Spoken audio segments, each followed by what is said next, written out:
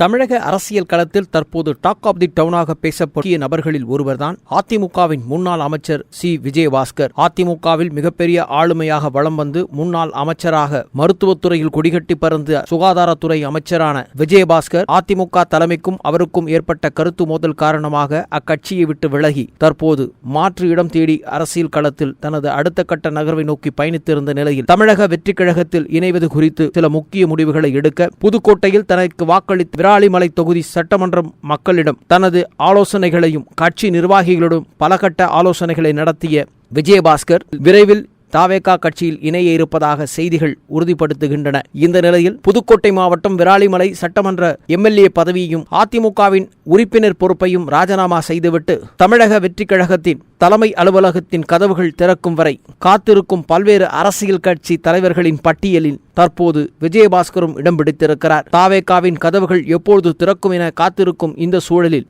கடந்த ஜூன் மாதம் 25ஆம் தேதி தாவேகா கட்சியில் தன்னை இணைத்துக் கொள்வார் என பெரும் எதிர்பார்ப்புகள் எதிர்பார்க்கப்பட்ட நிலையில் அந்த நிகழ்வு தள்ளிப்போனது. பின்னர் ஜூன் மாதம் 29ஆம் தேதி நீலாங்கரையில் நடைபெறும் பிரம்மாண்ட விழாவில் முதலமைச்சர் விஜய் தலைமையில் தாவேகாவில் ஐக்கியமாவார் எனவும் அதிகாரப்பூர்வமான சில செய்திகள் உலா வந்தது. ஆனாலும் கூட அந்த செய்திகளை மறுக்கும் வகையில் தற்போது மௌனம் காக்கப்படுவதாக தாவேகாவின் தலைமை நிர்வாகிகள் பலர் மத்தியில் பேசப்பட்டு வருகிறது. இந்த நிலையில் தாவேகாவின் பொதுச் செயலாளர் ஆனந்த் உள்ளிட்ட முக்கிய நிர்வாகிகளை நேரில் சந்தித்து பேசிய விஜயபாஸ்கர் கட்சியில் இணைவதும் தன்னோடு கூட பல ஆயிரக்கணக்கான தொண்டர்களையும் தாவேகாவில் இணைப்பது குறித்து பல்வேறு கட்ட பேச்சுவார்த்தைகளை நடத்திய நிலையில் தற்போது தாவேகாவின் தலைமை அலுவலகத்திலிருந்து இதுவரை எந்தவித அதிகாரப்பூர்வ அறிவிப்பும் அறிவிக்கப்படாத நிலையில் இணைப்பு விழா நடக்குமா என்ற கேள்விகளும் பெரும் சர்ச்சையை ஏற்படுத்தி வருகிறது. விஜயபாஸ்கர் தாவேகாவில் இணையும் தேதி அடுத்து தள்ளிக்கொண்டே போய்கொண்டே இருப்பதனால் அரசியல் வட்டாரத்தில் பல்வேறு வியூகங்கள் கிளம்ப துவங்கிவிட்டன. இதற்கு பின்னால் பல்வேறு ரகசியங்களும் அடைந்து இருக்கிறது. தமிழக முதலமைச்சர் விஜய்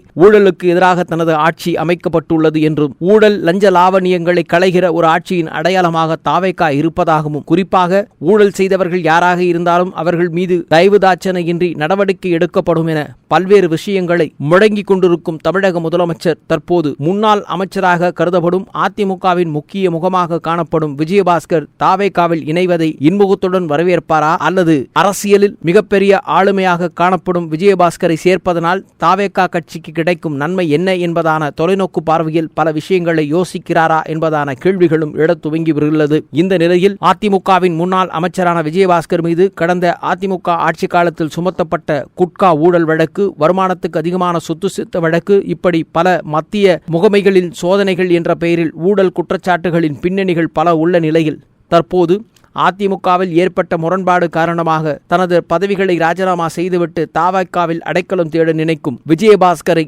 கட்சிக்குள் சேர்ப்பது குறித்து என்ன முடிவு எடுக்கப் போகிறார் விஜய் என்பதான எதிர்நோக்குகள் பலவிதமான கோணங்களில் பார்க்கப்படுகிறது. அரசியல் நோக்கர்களால் நேர்மையான மற்றும் தூய்மையான அரசு நிர்வாகம் எனும் முழக்கத்தை முன்வைக்கும் முதலமைச்சர் விஜய் மக்கள் வரிபணத்தை தொட்ட எவரையும் விடமாட்டோம் என்று பேசி வருகிற இந்த சூழலில் கரைப்பட்ட பல்வேறு ஊழல் தொடர்புடைய முன்னாள் அமைச்சரான விஜயபாஸ்கரை எப்படி தனது கட்சியில் சேர்த்துக் கொள்ளப் போகிறார் என்ற கேள்விகளோடு காத்திருக்கிறார்கள் சமூக ஆர்வலர்கள். விஜயபாஸ்கர் தாவேகாவின் பக்கம் இணைவதனால் தாவேகாவுக்கு கூடுதல் மவுசு சேரும் என்பது ஒருபுறம் என்றாலும் புதுக்கோட்டை விராலிமலை தொகுதியில் பலமுறை சட்டமன்ற உறுப்பினராக தனக்கென தன்னிகரற்ற தொண்டர்களை வைத்திருக்கும் விஜயபாஸ்கரை சேர்ப்பதன் மூலம் கட்சிக்கு வலுவான ஒரு அமைப்பை உருவாக்க முடியும் என்பது ஒருபுறம் என்றாலும் கூட ஊழல் கரைபடைந்த இதுபோன்ற பிரமுகர்களை கட்சிக்குள் சேர்த்து அவர்களை கட்சியில் மேடையில் அமர வைக்கும் பொழுது கேள்விக்கணைகள் எழத் தொடங்குமே. அதற்கு என்ன செய்யலாம் என்பதான கேள்விகளும் ஒருபுறம் இருந்து கொண்டிருக்கிறது. இந்த சூழலில் தாவேகா கட்சியின் தலைமை நிர்வாகிகள் பலரும் இருதலை கொள்ளி எறும்பை போல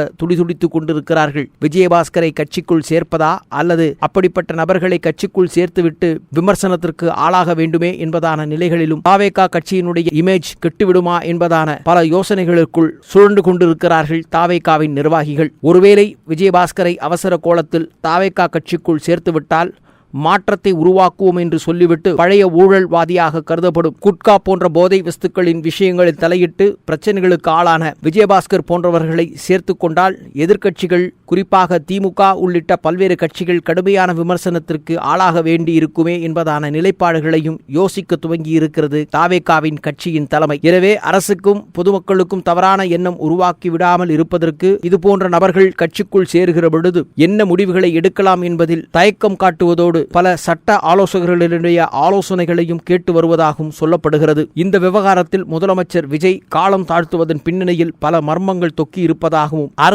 அரசியல் நோக்கர்கள் கருத்துக்களை பதிவு செய்து வருகிறார்கள். ஆனால் அதே நேரத்தில் தனது தொகுதியான விராலிமலை தொகுதியில் கிட்டத்தட்ட 1,00,000க்கும் மேற்பட்ட குடும்பங்களை தாவேகாவின் சின்னத்தை மக்கள் மனதில் பதிய வைத்து பரிசு பெட்டகங்களை விநியோகம் செய்து இடைத்தேர்தலுக்கு எப்பொழுதும் தயாராகி வரும் விஜயபாஸ்கர் போன்ற மக்கள் நம்பிக்கை கொண்ட அரசியல் களப்பணியாளர்களை இயக்கத்தில் சேர்த்துக் கொள்வதன் மூலம் இயக்கம் பெரிய வலுப்பெற்றுவிடும் என்பதான நம்பிக்கையும் ஒருபுறம் காத்திருக்கிறது. ஆனால் கட்சிக்கு அந்தஸ்தும் கௌரவமும் பலமும் கிடைக்க வேண்டியது காலத்தின் கட்டாயமா, அல்லது கட்சிக்கு தான் சொன்ன முழக்கங்களும் கொள்கைகளும் மக்கள் மத்தியில் எந்தவிதமான நம்பிக்கை பிழலாமல் இருப்பதற்கான அடித்தளம் இடுவது காலத்தின் தேவையா என்பதான இருதலை விஷயங்களில் எந்த முடிவை கட்சியின் தலைமை எடுக்கப் போகிறது என்பதான கேள்விகள் தற்போது மில்லியன் கேள்விகளாக நிற்கிறது. இறுதியாக விளம்பர அரசியலை தாண்டி கட்சியின் தூய்மையான கொள்கைகளில் சமரசம் செய்து கொள்ளக்கூடாது என்ற முதலமைச்சர் விஜயின் இந்த அரசியல் வியூகம் விஜயபாஸ்கரின் தாவேகா என்ட்ரிக்கு ஒரு பெரிய ஸ்பீட் பிரேக்கை உருவாக்கி இருக்கிறது. எனவே எதிர்வரும் காலங்களில் எந்த அணுகுமுறையை கையாளப் போகிறது தாவேகா